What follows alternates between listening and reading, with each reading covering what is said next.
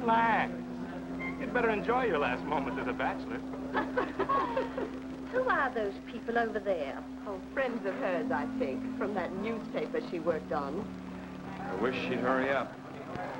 I'd like to get the gang back to the newspaper. Well, that's Claire for you, even late at her own wedding. You know, I really hate the lizard. What do you mean? Well, I speak now as her editor, not as a disappointed suitor. Claire'd never make a newspaper woman, and you know it. Oh, I don't know.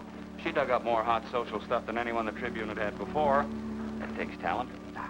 Personality, Hack, my boy, not talent. All right, so I appreciated her personality. You appreciated it. I was the one that brought her to your attention when she was only an $18 a week steno from a hick town. Remember? Very touching, Al. You can put that in your memoirs. She's marrying Hanneman now. Listen to the frustrated lovers. You know, if either of you guys had made furnaces instead of small talk, you might be in Hanneman's shoes now. Have one of mine.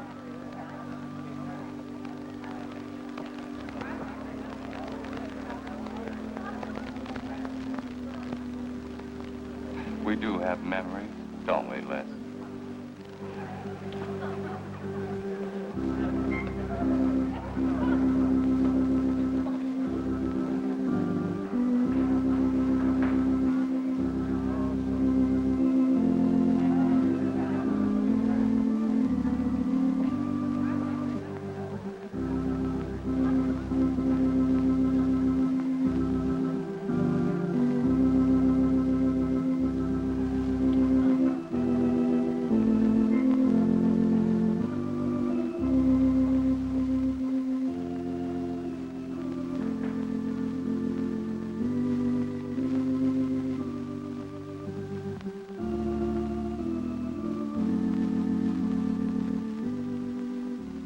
Hanneman, wilt thou have this woman to be thy wedded wife, to live together according to God's ordinance in the holy estate of matrimony?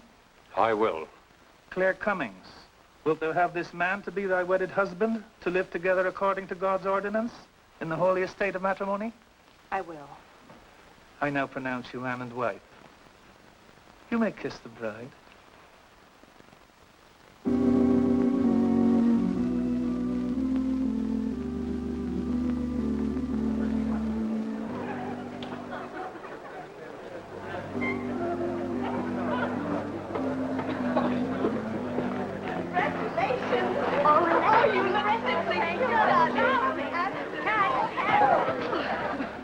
June, don't tell me I'm going to lose another employee. Don't worry, Mr. Doyle.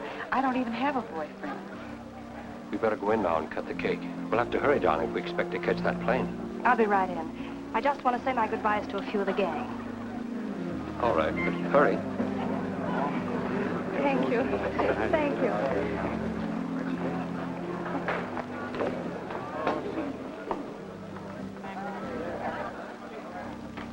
Guess who? Why did you come out here? Because I love you. Because you love me. Claire, you're crazy. Don't you know what those words meant in there? Let no man put asunder. No one can put us asunder less, you and me. Oh, I never could figure you out. Except that, well, you make everything add up to spell Claire, don't you? Now, darling. You're even getting a sadistic kick out of having me at your wedding, me and the others. But there are no others. Only you. I'll think about you on my honeymoon.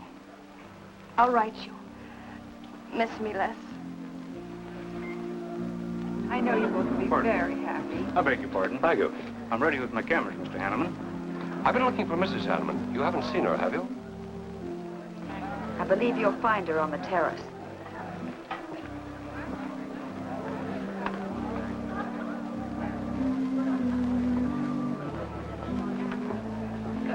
Carl, why aren't you entertaining the guests? I've been waiting for you, my dear. I was detained. On the terrace? Don't you think you were being a little affectionate for a newly married woman? Darling, you're a great big old suspicious bear. That was only Les Burns. And? It was nothing. Just a friendly goodbye kiss. Les did so much to help me with my newspaper career. Why, he's like a brother. You're the only man for me, darling. Ever. They're waiting for us. Shall we cut the cake?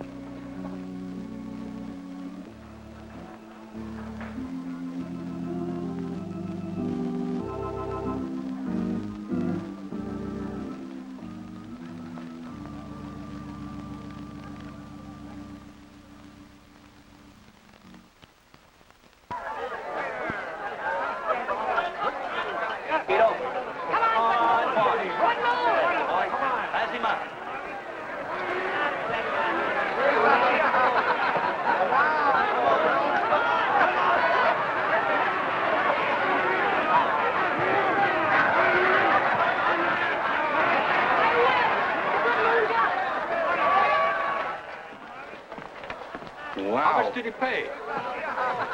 $10.80. $10.80 for two. That's not bad. I win $540. Claire, you mean to say you bet $100 on that horse to win? Of course. In these places, you have to spend money to make money. You see now, I'll put $500 in the second race, high heels. Come on. Wait, that's being foolish. You're only out $100 if I do lose. It isn't the money, it's the principle of the thing. Principle? Carl, I don't understand you. With all you have. I've worked hard for what I have. Oh, I don't mean to be a tightwad. A little bet for fun is all right. But I have too much respect for money to throw it away on horses.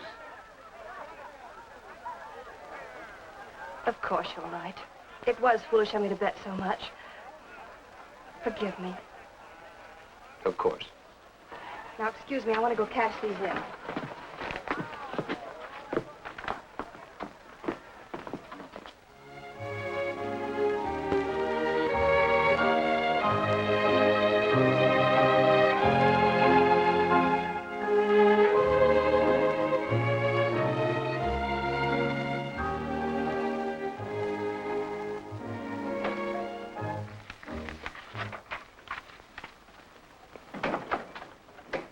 Hello, darling. Miss me? Back so soon, Oh, Carl. we went to the barber shop. Who are you writing to? June Taylor. You remember. Les Burns' secretary. She was at our wedding. Do you want to read some of the awful things I said about you?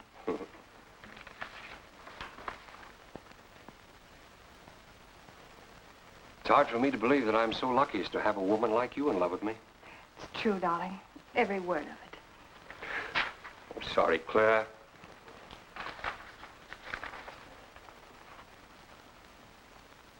My darling Les. To June, eh?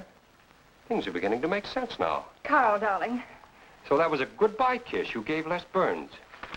Well, Well, what do you want me to say? nothing. There's nothing you can say, I guess. I'm only glad I found out about it now. Carl, what are you going to do? I'm going back to San Francisco. We're through.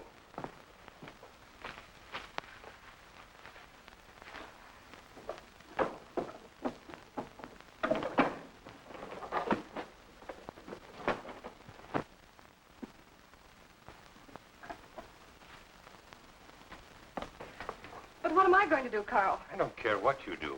But I have no money. Thanks to your great generosity. That was enough for the week's hotel bill. You've got that money from the racetrack. Live on that. You'll not get another cent from me. Oh, no. I wouldn't be too sure of that. I'm your wife, Carl. There are community property laws in this state. It won't be that easy. It'll be very easy when I show this letter to the judge. And I'm starting divorce proceedings in the morning.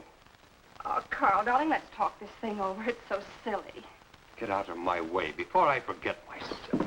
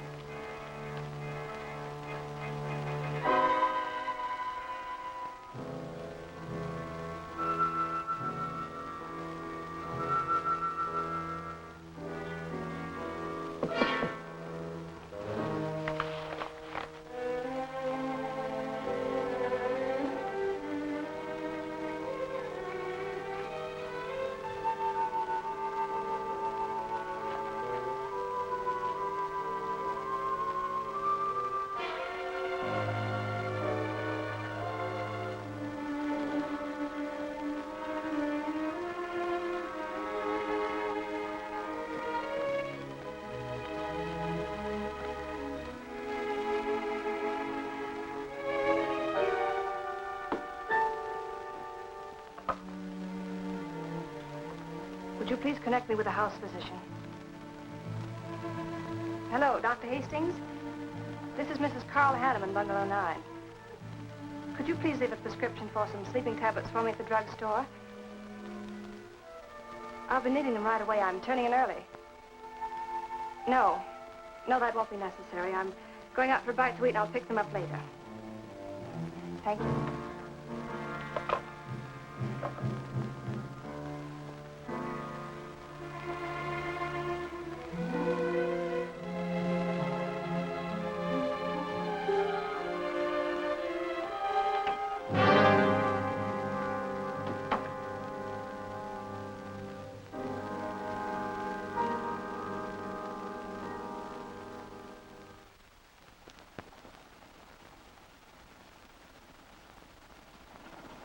I want a new set of plugs in 42. Okay, Blackie.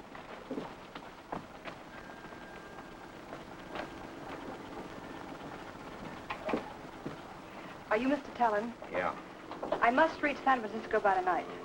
I want to be back by morning. Can you make it? I can make it up and back if If what? this weather holds out and my fee is big enough.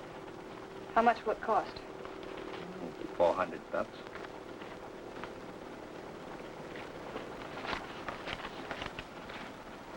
Why 5? I said 4. I know you said 4. I never made this trip. You never saw me. Understand? Sure. Sure, I don't even want to know your name. I'm glad we understand each other. Perfectly. Now, if you wait over there, we'll be ready to leave in a few minutes. Hey, Jack, roll out 41 and let's warm it up. Right.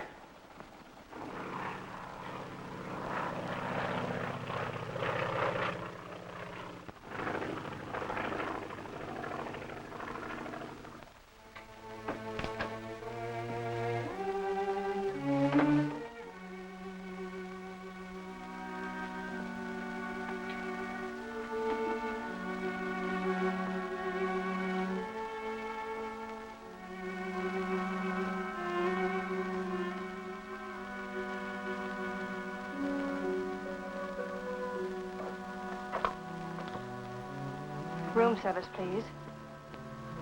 Hello? This is Mrs. Carl Hanneman, Bungalow 9. Would you please send a waiter over with the menu? Thank you.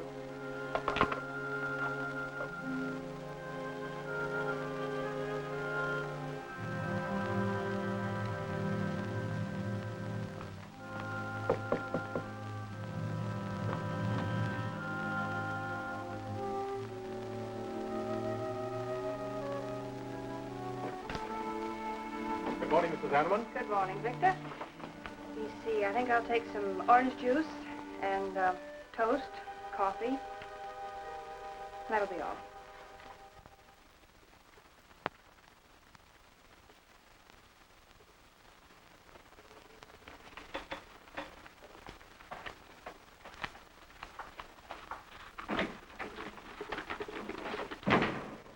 How was the ball game? That was no ball game. It was a track meet. 12-0. This all the mail today? Yes. By the way, I meant to ask you sooner, but I'm going to have a little dinner party tonight for a couple I know. You're invited if you're not doing anything. Well, sure. What's the occasion? They're going to be married soon. They're awfully nice kids. Married. And the trouble will really start. Mr. Burns' office. Long distance calling. It's Mrs. Hanneman. Hello, Claire. Hello, Les. I'm so glad I caught you at the office. How's the honeymoon? It was interrupted. Carl had to go back east yesterday. Business, he said. He wanted me to stay over, wait for him here.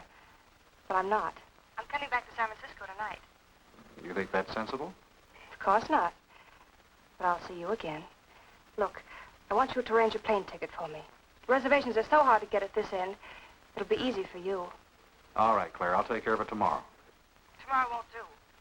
I'm coming home tonight. Okay, I'll wire you back on the time. I know you would help me. Be sure and meet me at the airport. I can hardly wait to see you. Goodbye, Les. Goodbye, Claire. June, get a hold of Hack Doyle. Have him get me a reservation on the 8 o'clock plane out of Los Angeles tonight. It's for Mrs. Hanneman. Are you planning to meet her? Yeah. Oh, I guess I'll have to cancel our dinner party tonight. It doesn't matter. Apparently, Claire can get anything she wants out of anybody at any time. Can't she?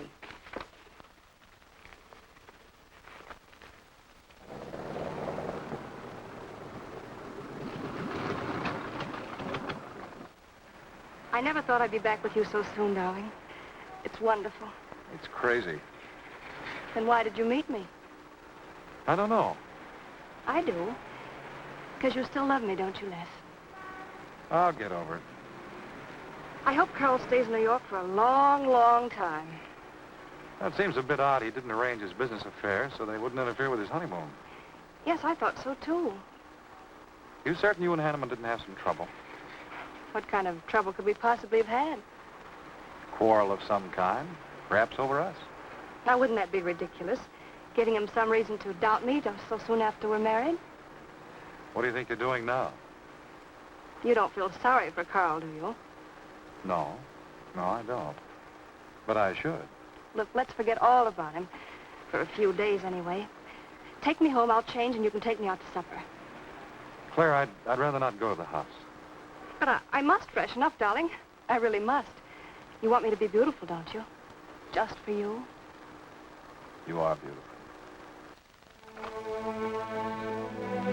See? There's nobody home.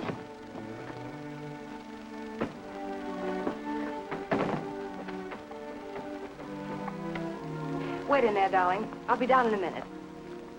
Come here. Oh, darling.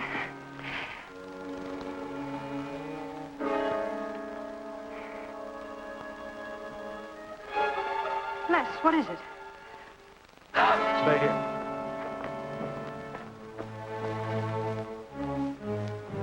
Carl.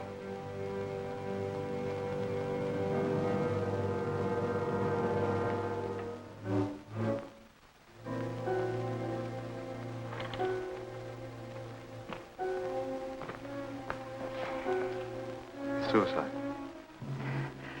But why? Oh, poor Carl. Claire, I thought you said he'd gone to New York. That's what he told me. I don't understand it. Why should he do such a terrible thing? You probably know as much about that as anyone. It's going to be one of the first things the police ask you. You can't stay here, darling. I'll take you over to Hack Doyle's. Where's your telephone?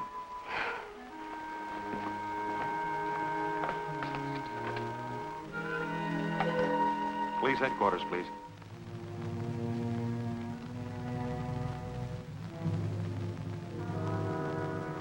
I thought of you and Hack right away, Mamie, and brought her over here. I hope you can put her up for tonight. Oh, of course. You can stay as long as you like, Claire. Thank you, Mimi. You're very kind. It's just too incredible. If you'd had any earthly reason. We were so happy. So very happy. And now there's...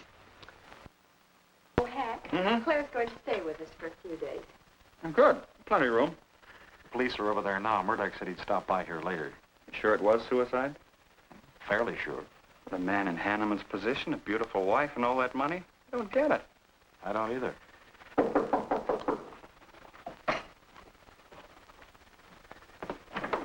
Oh, hello, Bill. Come on. How are you, Hank? Hello, Claire. Hello, Bill. Sorry this had to happen to you. Sit down, Captain. How about a cup of coffee? Thanks, Miss Doyle. I won't annoy you for long, Claire. Just a few questions, routine. You know how it is. Of course. Les gave me most of the details over the phone. Your husband, by the way, has been dead for nearly 24 hours. How did it happen that Burns met you at the airport? He didn't happen to. I phoned him from Los Angeles. How come? Well, I was arriving late and alone. I knew Les would pick me up. Do you have any theory as to why your husband came to San Francisco after telling you he was going to New York? No. I didn't know anything about the business. The gun, of course, was Hanneman's. We checked the serial number. Funny there are no powder burns on the coat. Bill, a suicide doesn't always press a gun against his body. In that case... There would be no powder burns, I know.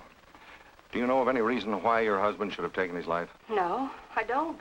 Anything wrong with his health? Not that I know of. But that could have been the reason. Had you quarreled? Oh, no. No, we never quarreled. Believe me. Throughout every minute of our married life, we were supremely happy. The entire week, huh? Well, that's all for now. I may want to talk with you again later. Where will you be? Right here with us. Thanks. Bill. Yeah? You, found fingerprints on the gun, of course. I mean, Hanneman's prints. Clean as a whistle.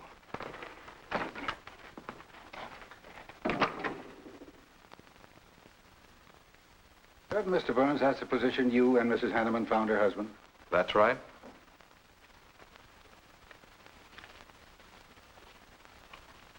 One more question, Mr. Burns. Your testimony at the coroner's inquest said you touched nothing. That's true. Then how did you know the man was dead without feeling his pulse or heart? Mr. Chalmers, I've been around enough to know a dead man when I see one, especially after 20-some-odd hours. You assumed that Mr. Hanneman committed suicide. Why? Well, everything points to suicide.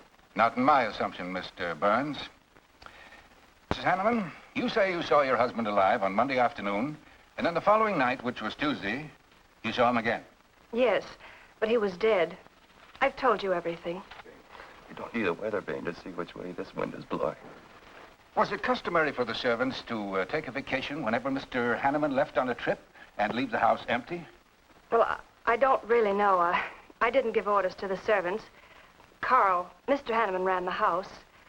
I hadn't moved in yet. I see that you also assumed that this was a suicide. Naturally, it couldn't have been anything else. That's what Mr. Burns said. According to the Police Scientific Detection Laboratory, the pistol found near the body was the one used in the death of your husband. But they found no powder burns on the clothes of Mr. Hanneman, nor fingerprints of any description on the gun. Furthermore, it was brought out that Mr. Hanneman couldn't have fired the gun because in making certain tests of his hand for traces of powder marks, none was found. Just what are you driving at? Simply this. Carl Hanneman was murdered. But unfortunately, I haven't enough evidence to hold either of you. You were out of town, and your alibi was proven. You're free to go. But let me give you a tip. I'm not buying any suicide theory, so the case will remain open. See you later, Ed. So long, Hack.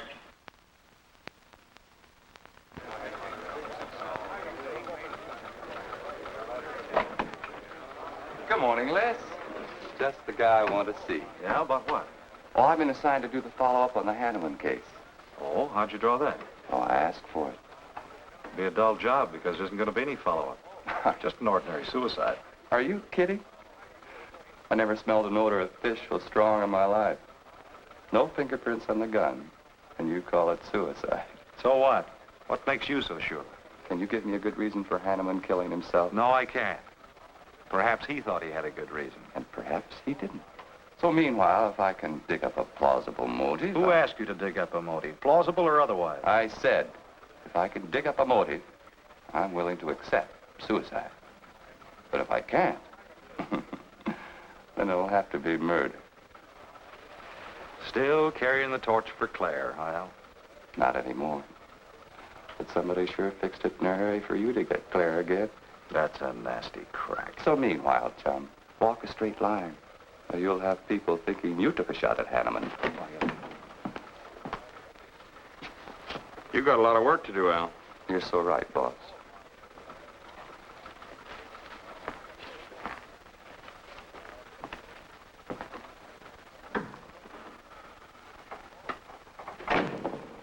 Sorry, Hack. How's Claire taking it this morning? I don't know. She's still asleep when I left.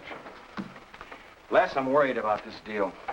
Police aren't buying any suicide theory. Is that why you put Herrick on the story? Maybe. He might dig up a suicide motive. What's your slant? Well, Hanneman killed himself. Nice try, Hack. You're about as subtle as a punch in the nose. You think Hanneman was murdered, don't you? Maybe I'm protecting someone. It's possible. But I'd like to protect someone if it isn't suicide. Like who? Like you. Who had a better reason? Hanneman's death meant that you'd get Claire back and $1 million odd bucks. That makes sense to a lot of imaginative characters around this town. I don't believe it for 1 second. But I still think it's safer to sell the suicide theory if Herrick can dig it up.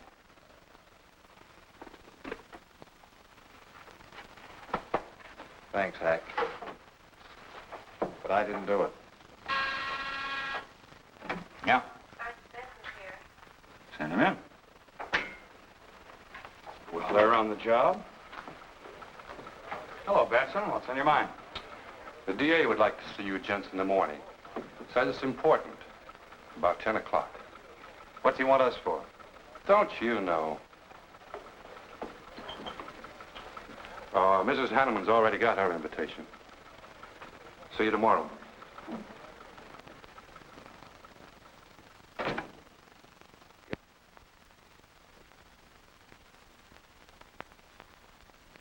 Eric really revels in pouring it on. Well, it's news. Nobody's been hurt. Yet. By person or persons unknown. Could have been worse. The DA certainly tried hard to tag it on somebody. Tell me, Hack, do you think that, well, that Claire could have shot her husband in some way? No. She was in Los Angeles the night he was killed. DA couldn't shake that, and... Good morning, everybody. I hope I'm interrupting something important. Hello, darling. You look tired.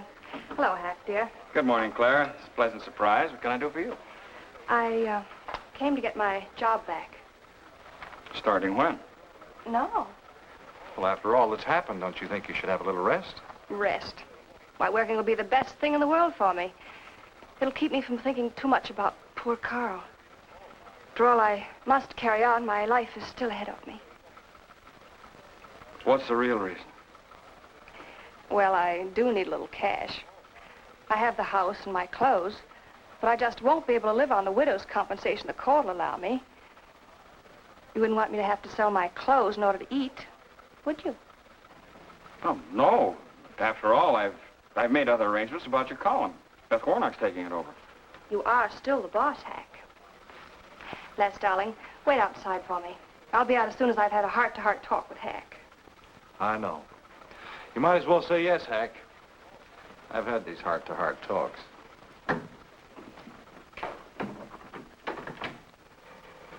You will let me stay, won't you, Hack?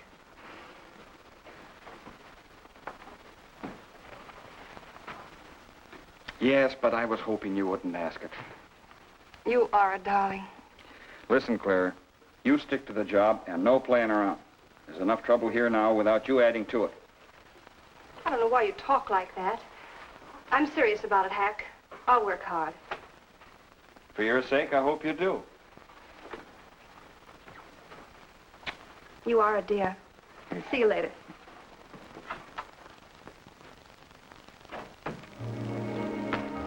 Well, see you later, Al. All right. Hopefully you're friends.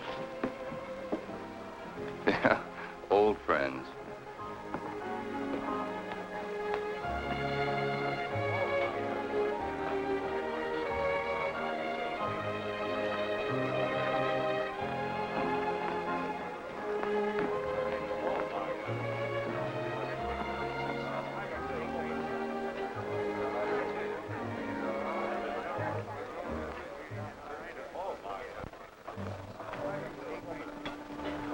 Two martinis, please. Chicken salad? Fine. Chicken salad for two. And coffee. Les, do you know a good lawyer? Yeah, why? Well, I need one to handle Carl's estate. What's the matter with Hanneman's regular lawyer? Ah, he's an old fuddy-duddy. I want someone whom I can trust to take care of my interests. Well, you might try Lawrence Carson. He specializes in probate work. Carson? Good. I'll call him tomorrow.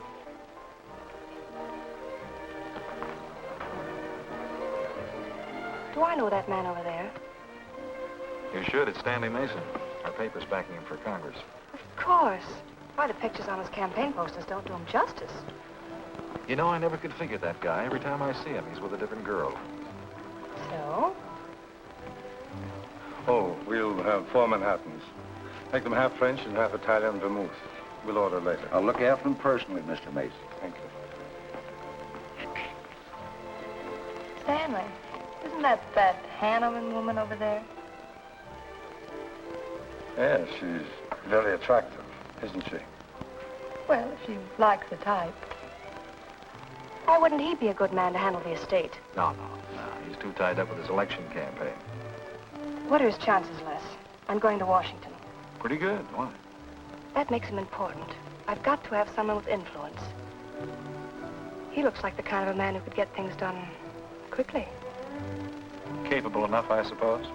Probably make a good representative. Personally, I just don't go for him. I want you to introduce me to him. You can do better. Oh, darling, don't be stubborn. I want to meet him. When you want something, you want it right now, don't you? You know what I really want, Les. I know. A fine old name like Hanneman, carload of dollars, social position, the tops. You're forgetting the most important thing. You see, that's just the frame. You're the picture in that frame. What's that about a frame? Sergeant Benson, won't you join us? No, but Burns here can join me.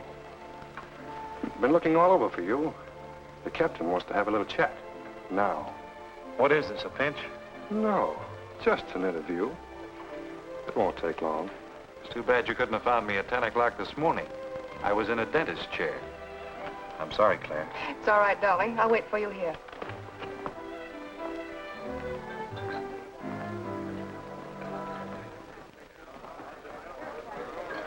Violet.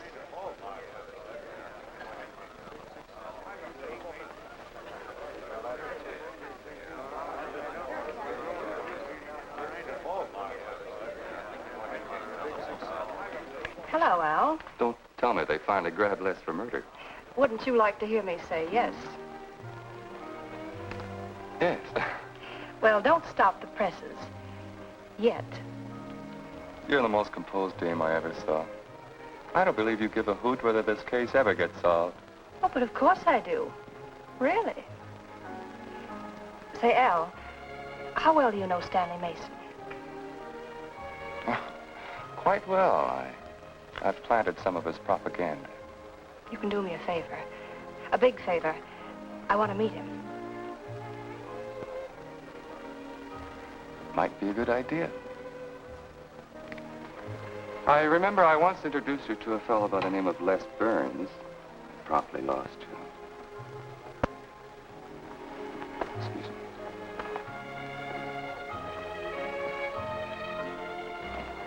Stan, how are you? Well, hello, Al. Say, I have a young lady over here I'd like to meet you. Just take a minute. Well, all right. Excuse me? Excuse me. Claire, this is Stanley Mason. Mrs. Hanneman. I'm so glad to meet you, Mr. Mason. How do you do, Mrs. Hanneman? Won't you sit down? Sorry, I can stay but a minute. I know you think me rather forward, but being an attorney, you can understand my predicament. I'm desperately in need of someone to administer my late husband's affairs. I thought perhaps you could help me. Well, I hadn't intended on taking on any more work this summer. My campaign requires so much attention. However, supposing you come to my office at, say, 4 o'clock, we can at least talk it over. Oh, thank you. I would appreciate it. Here's the address. So, until then... Oh, excuse me. Sorry. Thank you, Al. Don't mention it.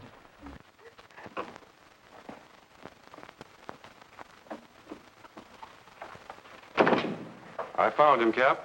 Right where I expected. With a grief-stricken widow. Only if she's grief-stricken... Skip it. Les, my boy, have a seat. Last time it was hello, Burns. Today it's Les, my boy. What do you want? You know, I just wanted to chin a bit, will you? Oh? I didn't know I was that interesting. You live out in the Hanneman neighborhood, don't you? No, and you know it. But you go out to that neighborhood quite often, don't you? Yeah, so what? To visit friends.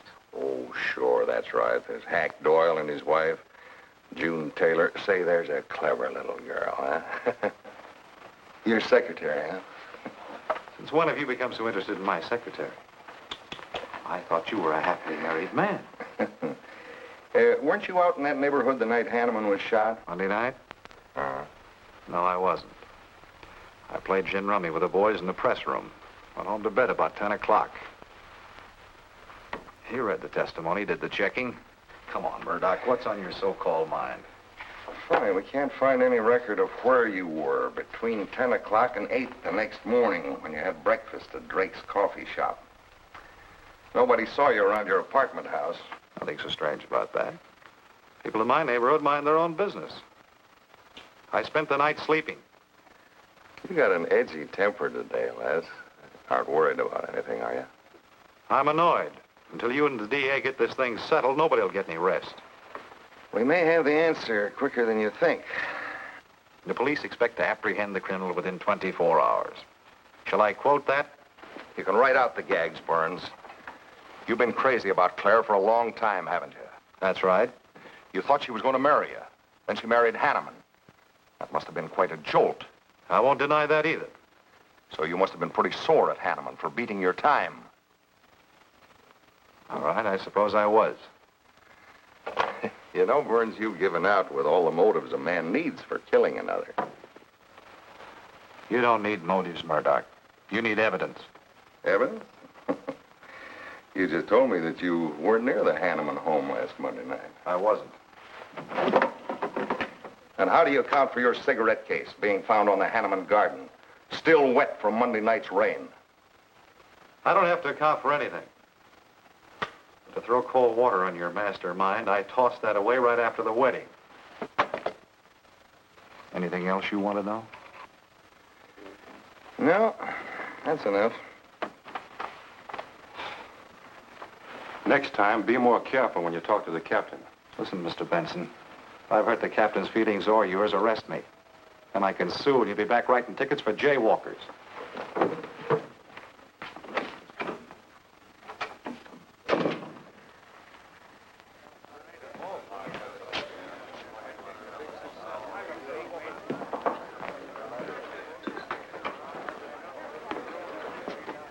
You rent that stool by the month?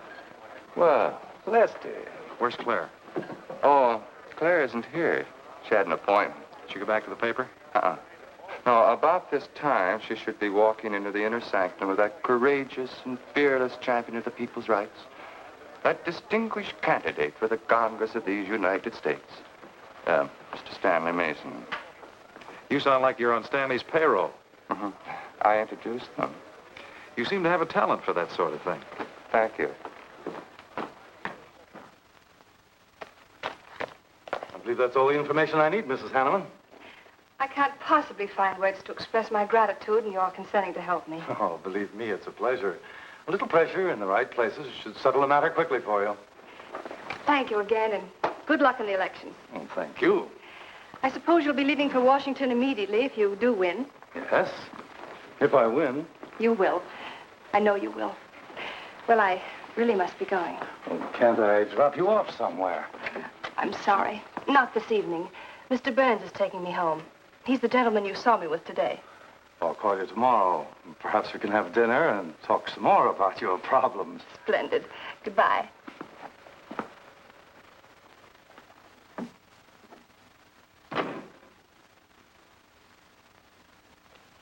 Look, Claire, don't you think you ought to stay over at Hackdillow's a little longer? Might be unpleasant. Oh, don't be ridiculous. Come on. Oh, Robert. Good evening. Good evening, Mrs. Hanneman. We weren't expecting you home. We've made no arrangements for dinner. I've had dinner. Please take my bags to my room, and you and Christine take the evening off. I shan't be needing you. Thank you. Oh, Mrs. Hanneman, I just wish to say on behalf of Christine and myself that we're pleased that you're home, and we'll do everything we can to make you happy. Why, thank you, Roberts.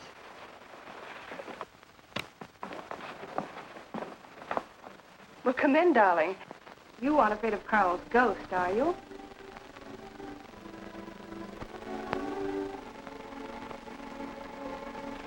You'll never be happy here, Claire. Nonsense. I've done a little refurnishing. Well, that ought to help a little. Les, what did Murdoch want with you? You had an idea I might have paid a visit here Monday night. You didn't, did you? Of course not. It also seems I had a motive to kill Carl. But of course you did. If you were that kind of a person. Murdoch's only fishing. Well, he knows I've been in love with you for a long time. I told him. You told him? Why not? It's true. You want them to keep working on you, so they'll stay away from me. That's it, isn't it? Yeah, that's it. I said I'd stand by. And you have. And I love you the more for it. You know I do love you, don't you, darling? I think you do, Claire. In a peculiar, mixed-up sort of way. I never should have married Carl.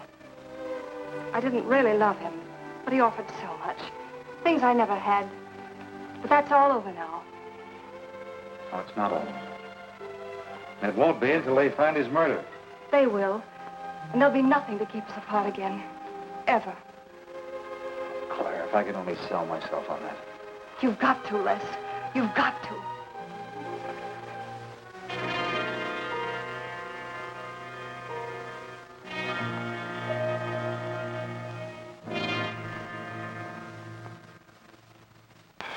That little tidbit straight from the horse's mouth brings us to the 3:00 mark for today. See you around about this time tomorrow. Les Burns. You're pretty sharp today. That's the best column you've done in 2 weeks. Thanks. You say so, it must be all right. Hi, pal. Hello, Harry. Hear about your girlfriend? They dragged her in this AM. Murdoch and the DA gave her quite a going over. No use charging to the rescue, Les. Stanley Mason already beat you to it. What do they want with her, Al? Well, it seems they had a hunch Claire made a fast round trip into town the night her hubby joined his ancestors. Seems they thought her alibi about being in L.A. the whole time was the bunk. Oh, that's ridiculous. Oh, is it? Well, you'd know more about it than anyone. Jones, put that through, please.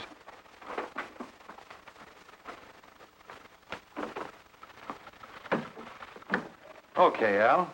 You're so much smarter than Murdoch. Spill it. Oh, I'm not saying I'm smarter. But I do know Claire better than he does. And I know you. Meaning what? Claire never lost any interest in you before, during, or after her marriage. Well, that doesn't prove it happened. With all that wampum at stake, this whole thing could have been planned weeks ago by both of you. I'm fed up with your dirty cracks. Now get out! Wait a minute. Look, Junior, one of these days I'm going to be too late and you're not going to have any teeth. Mm-hmm. You're so right, boss.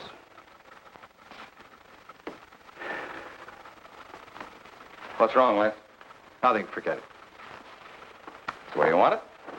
If anybody wants me, I've gone for the day. Have one for me, too.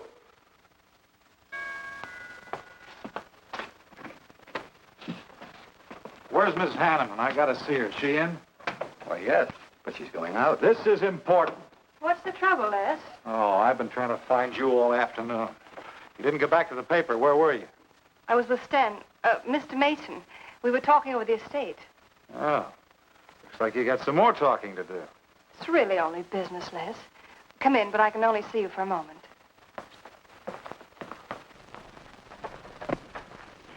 You've taken on quite a package tonight, haven't you, Les? Well, I've had a few drinks. Sitting over at Renard's. Been thinking things. Crazy things. Not me? Yes, you. Murdoch and the DA asking you all those questions. It's nothing to be disturbed about. I'm not so sure. Why do you say that? Were you in this room Monday night? What? Why, you know I wasn't. I don't know anything. But I wouldn't lie to you. Have I ever, Les? Claire, there's only 2 people could have profited by Hanneman's death. I'm one of them. You're the other. Why, how dare you come in here accusing me? You only married Hanneman for this. You've admitted it a dozen times. But I didn't kill him. How can you even think it? I didn't kill him. I didn't say you did. But if you know anything, you've got to tell me. Were you in this room Monday night? No. You might have come in, seen someone. I've got to know. Stop shaking me. Then tell me the truth. Let go of me.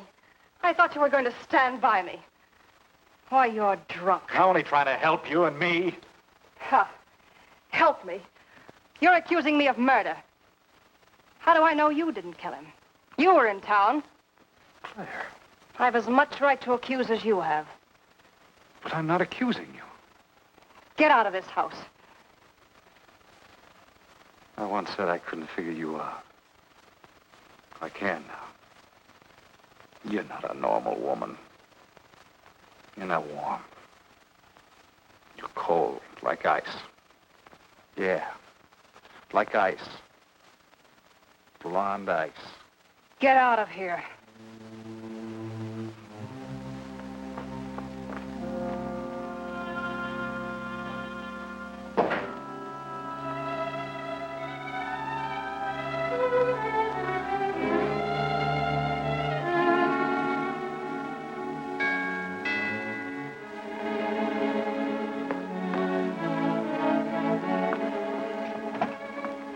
Oh, thought it was... Hello, Mrs. Hanneman. I don't believe I know you. Sure. Sure you do. Let me come in. We can talk better inside. In there.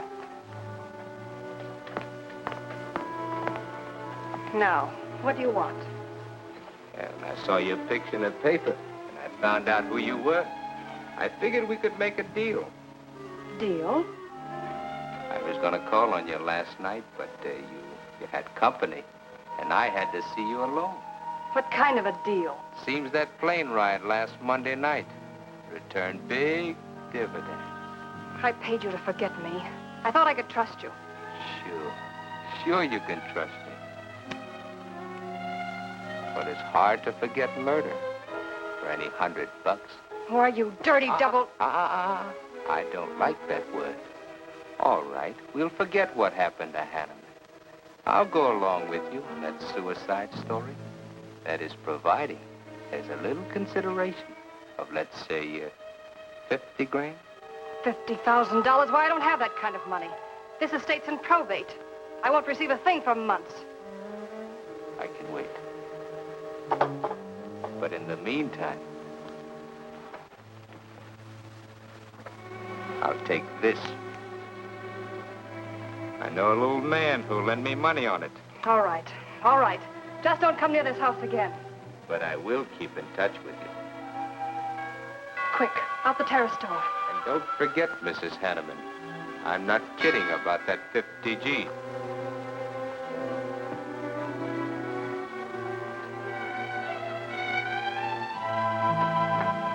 I'll get it, Roberts. Yes, ma'am. Stanley, darling. Thank you. Well, he isn't at Bernard's either. Oh, I hope nothing's happened to him. He'll turn up when he runs down or runs out to go for drinks. Say, you write his column all by yourself? Somebody had to do it. I hope it's fit to print. It's good. Nice of you to cover for him, too. Do you really think he's all right? Sure. I'll find him later. Don't worry about Les. He's probably getting more poison out of his system than he is into it. I hope.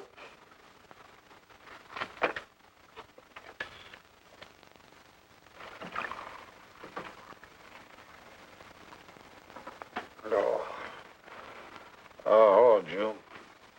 Oh. See if you can give me another head, will you? This one's not going to do me much good. You certainly had a little trip for yourself. I guess so. What day is it? Tuesday. Holy mackerel. What happened to Sunday and Monday? I took care of them for you. Oh, you would. Who found me, Hack Doyle? No. Claire. Claire? Mm-hmm. You were trying to convince the doorman at the top of the mark to let you out on the roof. It was the only way to the moon. Oh, brother. The moon? Looks like I wanted more than a little trip. Here, drink this. It'll make you feel better. Guess I've been the horrible example, huh? You no doubt thought you had a big reason for getting tight.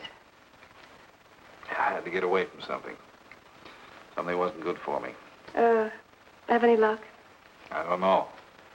I'm never going through this again, I can assure you of that. June. Well, I guess I'd better get back to the office. Well, thanks a lot for looking after me, June. I'll be down after a while, if I can make it.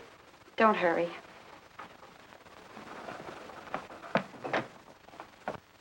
Les, I wonder which hangover you'll recover from first.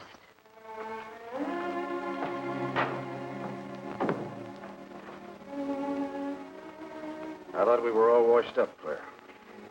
Les, for everything I said the other night, I'm terribly sorry. I guess I was a little mixed up myself. Forgive me, darling. I must have been out of my mind to say such awful things to you. I realized the truth later. You were afraid for me because you loved me. That was it, wasn't it?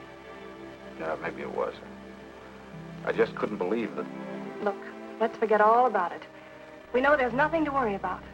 There never was. We know that, don't we, Les?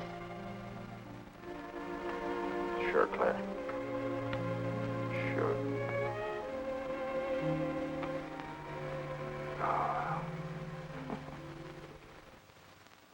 Here's to our new congressman. May your career be long and successful. Thank you, darling. Jeff, but aren't you both a bit early? I only wish I could be as sure of my future in psychiatry as you can be of your future in Washington. Doctor, you were analyzing me at dinner, the workings of my mind. Do go on. It's very interesting.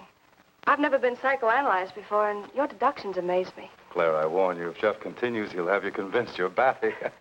Simply because your father ran away with another woman and your mother was relegated to hard work. Stanley doesn't quite believe in the powers of psychoanalysis, Mrs. Hanneman. But if either of you could spend a day in my office listening to some of my patients, you'd see the logic of my deductions. Or any psychiatrist's, for that matter. Oh, don't mind Stanley's cynicisms, Doctor. Yes, Robert? Telephone for Mr. Mason. Excuse me. Certainly. I was telling you at dinner that I believe that money, clothes, adulation, etc. was a necessity with you. That some people are impelled towards an objective without even consciously knowing why. Is there something criminal in my being ambitious? Why, no. Criminal? Of course not. Unless your ambitions take a perverse form, then you'll stop at nothing, right or wrong, to get what you want. They say the female of the species is deadlier than the male. Go on, Doctor. Sorry to interrupt, darling. It was my campaign manager. He arranged a last-minute radio interview for tonight. I'll have to leave. You can drop me off downtown, Stanley. I'll get my coat. All right. You forgive me, darling? Of course, honey. I'm so proud of you. Oh, I almost forgot the good news. I had lunch with the DA this noon. It looks like Hanneman's murder is going to be filed away under crimes unsolved. It's their opinion that it must have been done by a burglar. Oh, I'm so glad, really. Now I'll be able to go with you to Washington with a clear conscience. Say, you haven't told any of your friends about our plans, have you? Oh, no, of course not. Good. We'll surprise them tomorrow night. Yes, we certainly will. Ready? Yes, thank you.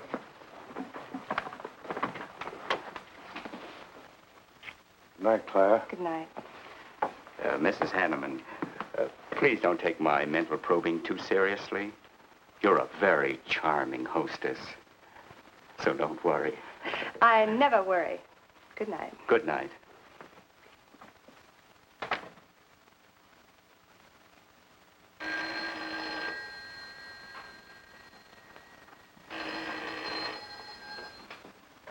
Hello? Yes, this is Mrs. Hanneman. That's all right, Roberts. I'll take it. Hello? Who? How dare you call me here? I had you. I'm in a jam. I need some dough, and you've got to help me. The estate isn't settled yet. I told you I don't have any money. Don't give me that. You're a smart girl, and if you haven't got it, you know where you can find it.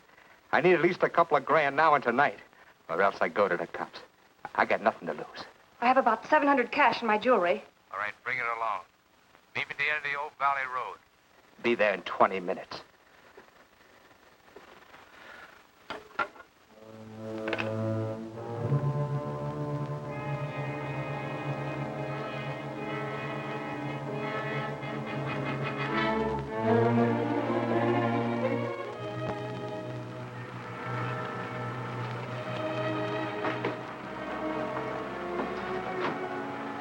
Did anybody follow you?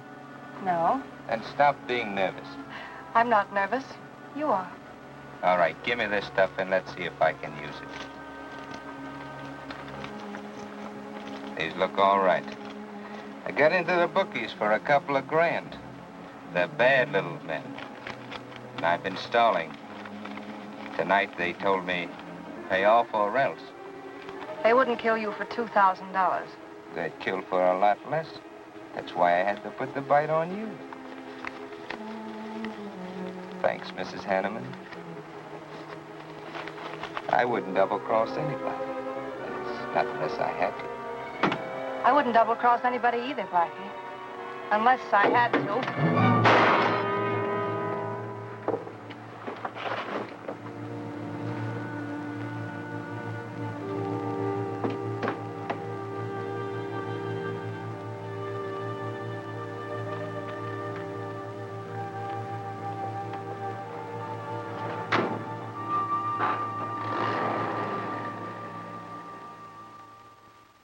first returns have been received from the 12th precinct. Mason, 311, Jeffers, 282, and Allen, 91. That just about cinches it. If I can do that well in the 10th, I can carry them all. My gratitude, Doyle. Without your paper in back of me, I wouldn't have had a chance. Think nothing of it, Mr. Mason? We're glad we backed the right man.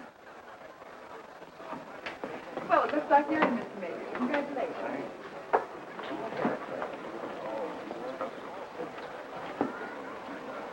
Seen Les and Claire yet tonight? No, I guess she's waiting to make her grand entrance. It's about 100 times you've asked for them, huh? What gives? Nothing?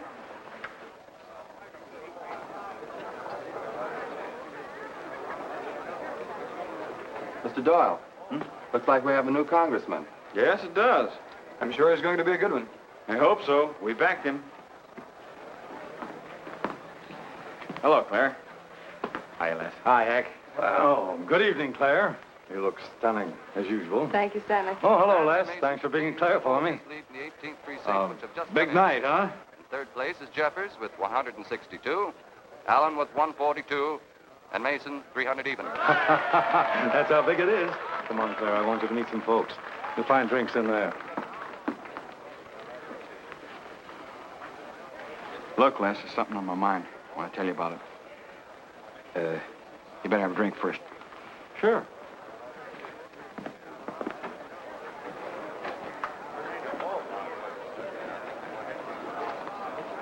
Hi, folks. How's the brawl? Well, at least the liquor's good. Well, Junie, aren't you a pretty thing tonight? Well, it's about time you noticed me. The trouble with you men is you always have ink in your eyes down at the office. Have a fresh one? No, thank you. This will do. Les. I'll talk to you for a minute. Excuse us. What gives? Did you come with Claire tonight? No, I came with my Aunt Martha from Penobscot. No, I'm serious. You saw her come in with me. You better get her out of your system, but right now. What are you talking about? Things are fine with us now. She couldn't be sweeter. You should have seen her earlier, helping me get things ready for that little party up at my place tonight. How about a speech, Mr. Mason? We haven't had one. Come on, Stanley. Yeah, give us a speech. That's all I need. Now, wait a minute. Speech, all right. If you want a speech, you shall have it. Ladies and gentlemen, I want to introduce to you a very lovely young woman, better known to you as Claire Cummings. I am happy to announce that she's bestowed upon me the great honor of consenting to become my wife. This is a dirty, low-down trick. But I'm glad it's happened. Someday I'll tell you why.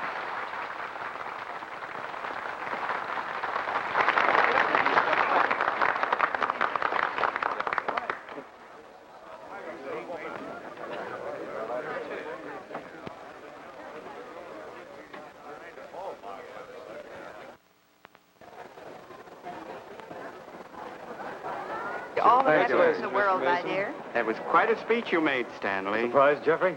Aren't you going to congratulate us, Doctor? It's customary. Hate to take you away at this moment, Stanley, but there's something I must talk to you about. It's important. But of course, Jeffrey. Will you excuse us? I know you'll enjoy living in Washington. When do you plan to have the wedding?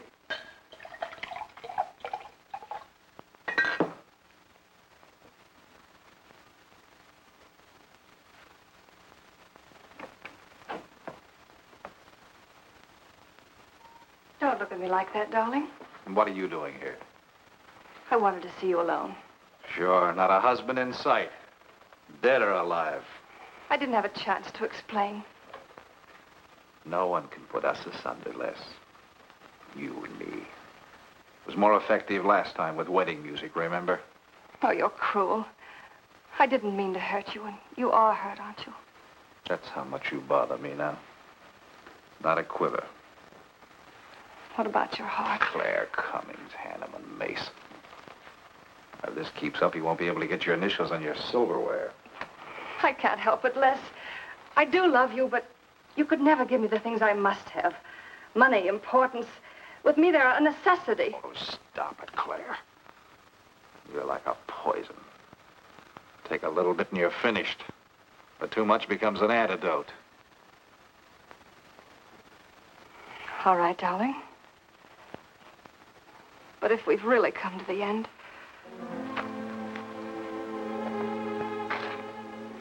Stanley. Do you mind, Burns? I'd like to say something to my fiancée alone. Not at all, Mr. Mason. Not at all. Go right ahead.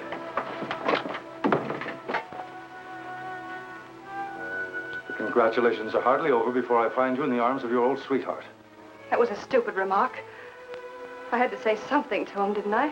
So you didn't tell him earlier. You said you were going to? Well, I couldn't find the words. Is that why you're angry? Oh, darling, let's not quarrel. We can do that after we're married. There isn't going to be any marriage. What are you saying? I'm afraid we've made a mistake. You can't mean that. What'll my friends think? I couldn't stand the humiliation. Oh, you'll get over it quickly enough, as quickly as you did your other marriage.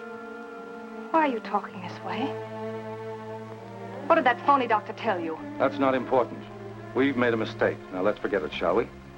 But you can't throw me over. I've looked forward. I've planned. You're taking me to Washington with you. Away from these people, these memories. I've got to go with you, Stanley. No, I'm sorry. It's final. You ought to see a doctor, Claire. A doctor like Jeff. I look for you at the party after he talked to me. I merely wanted to ask you something. Doyle told me where I'd find you, but I didn't believe him either. But finding you here proves many things. You're not well, Claire. All right. I didn't mean to crack up. At least we could have a farewell drink together. No hard feelings, really.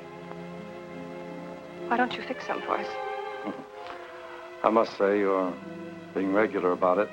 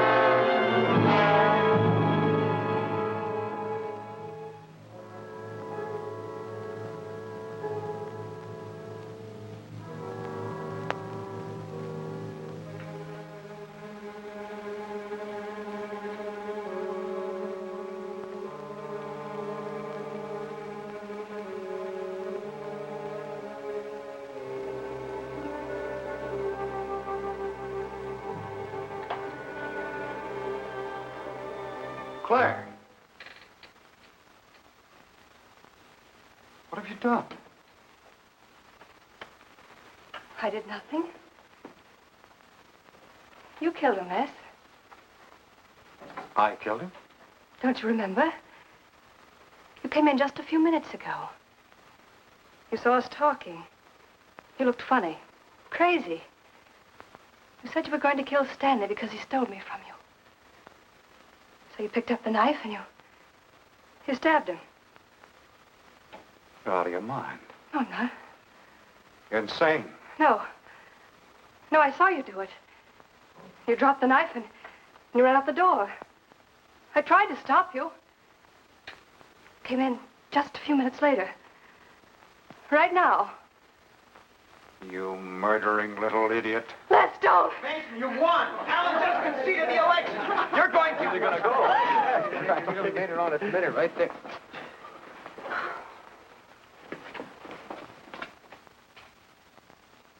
So you see, Doctor, the evidence is really stacked against Les Burns. I and the others feel that he's absolutely innocent. Now, I asked you down here to see if there wasn't something you could do to help us prove Les is innocent and Claire's guilt. Because just as sure as my name is Hack Doyle, she's framed him. I agree with you 100%. I am positive that Mrs. Hanneman killed Stanley. But because of her testimony and finding the knife in Les's hand when you arrived at the scene, the police could come to only one conclusion. Surely there's something you can do to help him. He's innocent. I know he is. Look, you were once connected with a big city police department. Then you must have run across cases of this sort. I know now that Claire Cummings is a nut if I ever saw one. Yes, you're right, Mr. Herrick. I'll at least have a try at it. I'm just as interested in finding Stanley's murderer as you are in proving Mr. Burns' innocence. Now, I have a plan that might break her down.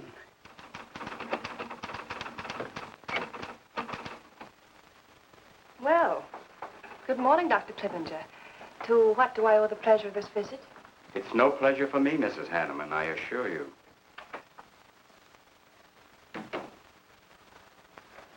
I just came to ask one question. Why did you kill Stanley Mason? What?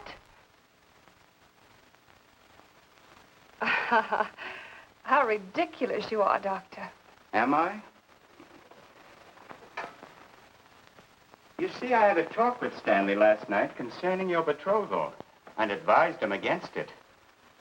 It's safe to assume that when he came to tell you there wouldn't be any marriage, you killed him in a fit of anger and then concocted a story to implicate Mr. Burns. It's the most absurd accusation I ever heard. You seem to forget that Les Burns' fingerprints were found on the knife and that he was seen standing with it in his hand. The police have all the facts, Doctor. Not all of them. All they need to convict Les Burns. Do you mind if I finish my column? No. Why, no.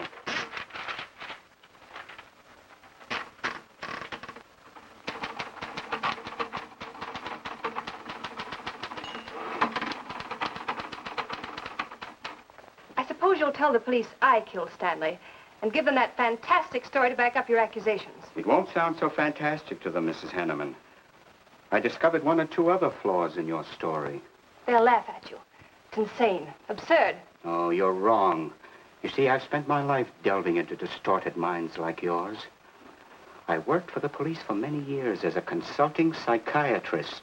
You sound more like a hypnotist. And I'm quite fed up with your insane theories. Now, Doctor, looking for something, Hank? Police are on their way. Police? What for?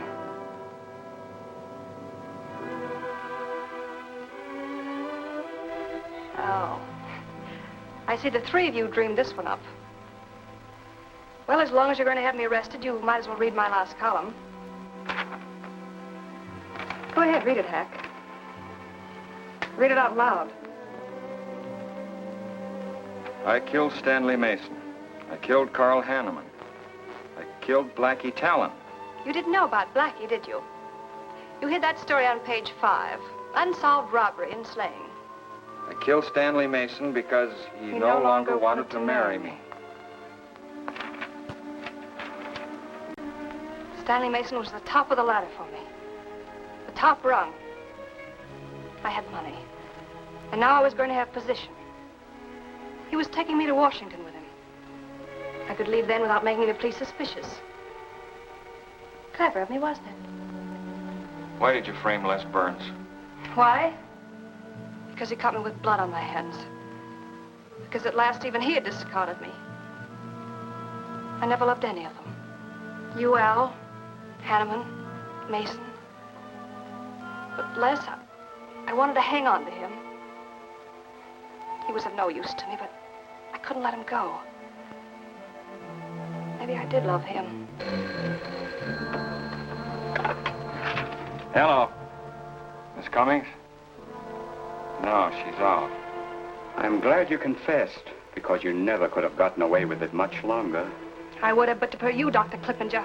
You with your slimy scientific snooping. As soon as you came in, I realized it was you who turned Stanley Mason against me. You sent him to his death just as much as I. Sit down, Claire. Why, but for you, I'd have everything I ever wanted in life. I hated you because you were the first man who ever saw inside my mind. And I'm gonna kill you. Let go of my arm!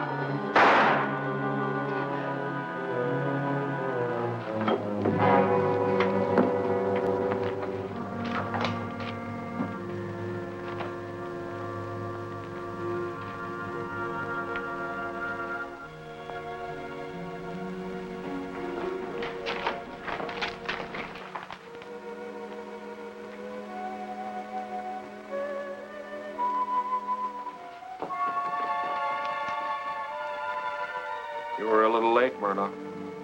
Well, it was probably better this way. I can scarcely believe it. A woman as beautiful as that. You didn't know her very well. None of us really knew her very well.